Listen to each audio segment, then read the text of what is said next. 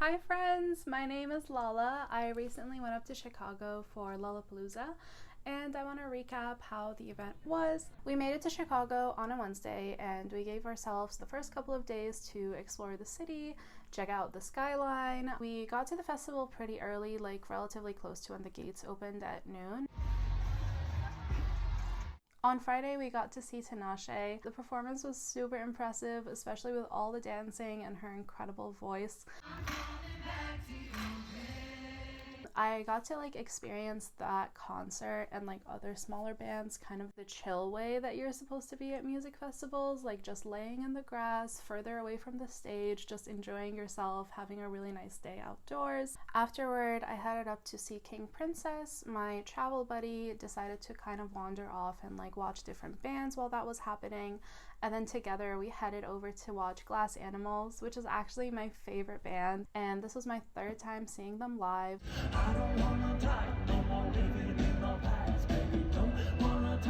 For the Friday night closing shows, my friend and I split up. She wanted to see Dua Lipa and I was there for Machine Gun Kelly.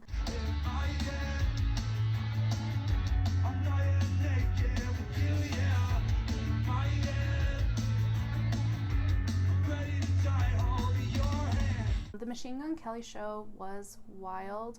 He really put a lot into this tour that he's doing, and said that the theme of the tour is fuck the internet.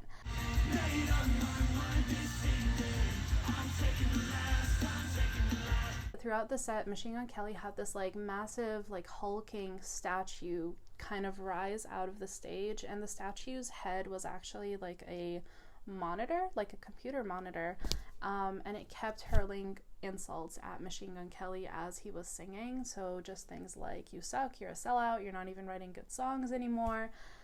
Basically using all these things that people have said about him online. And his message to the audience was really just keep creating, keep making stuff, ignore the critics and ignore the mean stuff that you hear online. Because if you keep listening to the mean stuff you hear online, you're never going to get to the place that you want to be. You're never going to grow as an artist. Machine Gun Kelly really did have a fantastic set. I think he has an awesome stage presence, and he is kind of just a wild card. He ended up climbing up on some scaffolding and then on top of a tent space, and you can see his managers and handlers kind of freaking out and trying to get him down. On Saturday, I made it to the festival a little bit after 3 p.m. At that point, the majority of people were making their way into the festival grounds, so I actually waited in line about 40 minutes to get through to security. That day I actually missed Dashboard Confessional, and afterward I kind of made my way to watch Mariah the Scientist, which a friend had recommended. It was really fun to just kind of sit and absorb some music. It was at one of the smaller stages, so it felt like a really intimate show. After Mariah the Scientist, I went to a different stage to watch Tomorrow X Together, which is a K-pop band. They were given one of the smaller stages and only 45 minutes to play, but their show was packed, and even in the back, none of us knew the songs or the lyrics, but everybody was having such a fantastic time chilling and vibing, so they clearly crushed it. For the closing show on Saturday night, I didn't really have big feelings towards anybody, so I split my time between Cascade and Willow, both of which were pretty fun. Cascade was really great, sort of DJ, dancing type songs. I realized I really like that kind of music when it is out in the open as opposed to inside kind of a crowded, sweaty club.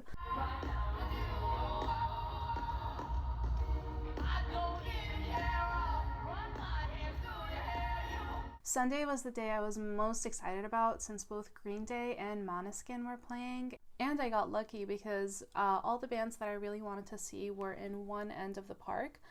So both stages were in the same field, and I got to kind of just sit there and turn around for each band. Me and my travel buddy had gotten some food and split up. So for the couple of smaller bands earlier that day, I decided to kind of just stay in a shaded area, have my picnic lunch, and watch Zoe Wees on one end of the stages, and then watch Goth Babe at another stage.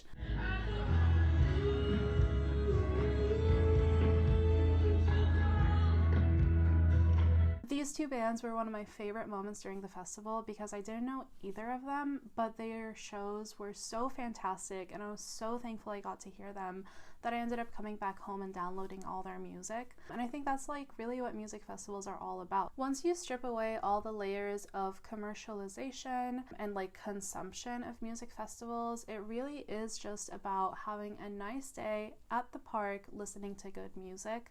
It's hard to speak clearly, you live inside my head.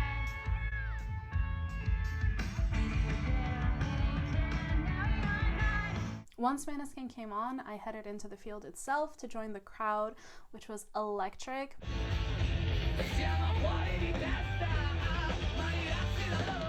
Maneskin has an incredible stage presence. The lead singer is incredibly charismatic and so sexy. Him and like his bassist have such a fantastic chemistry going on between them.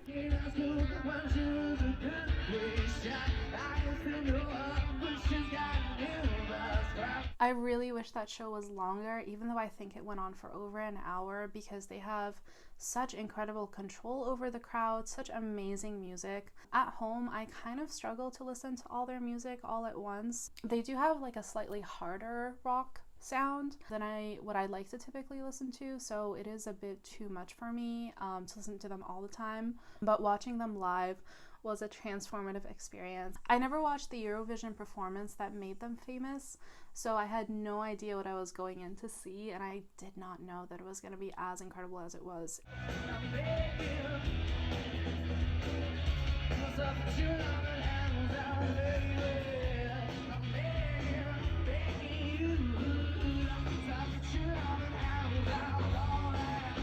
Despite the fact that they're not my favorite band, they were definitely my favorite performance. After Maneskin, I ran off from the field to grab a quick dinner and came back to the same field to catch the very end of Porno for Pyros. It was the first time in like 24 or 25 years that Porno for Pyros was playing, and they didn't draw a big crowd at all. I like tried to be there for their first couple of songs, but I really was not into whatever their music is or their vibe. But fortunately for me, they didn't draw a very big crowd, so by the time I got there to wait for Green Day, the field was relatively empty, and I actually got to be really close to the stage. Green Day was my favorite band back when I was about 12 or 13. Those were the first times I was really exploring music and like figuring out what I liked, because all I really knew is that I hated what my parents listened to, but I didn't know what I wanted out of music. I grew up in Armenia, so at the time I basically could only get pirated versions of their CDs, and I was never able to buy the merch because nobody was shipping things to Armenia. Like I couldn't just go on Amazon and order their t-shirts. I couldn't go to their website and order merch because they just wouldn't ship it outside the US. So I had to make my own like Green Day merch at home. I would like paint things. One year my mom actually got me a mug with a collage of Billy Joe photos on it for Christmas, and it's still one of the best presents I've ever received, just because it was so thoughtful and sweet of her to go out and like make that for me.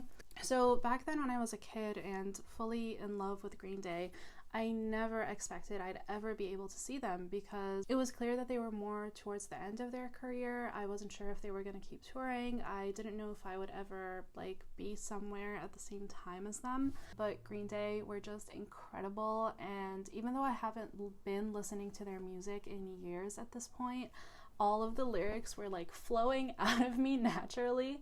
All of these words that I thought I'd forgotten were still like deep in there, and I've never like danced so much at a concert.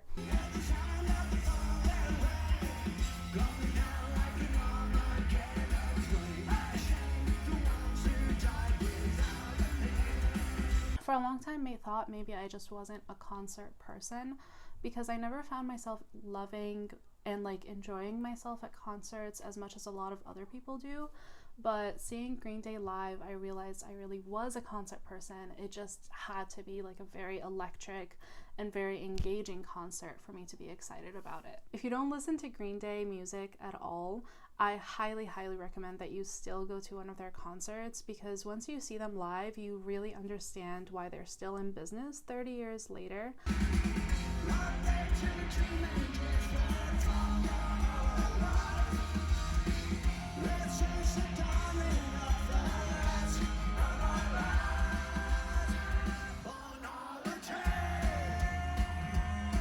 seeing them was just such a fantastic way to end this perfect festival weekend.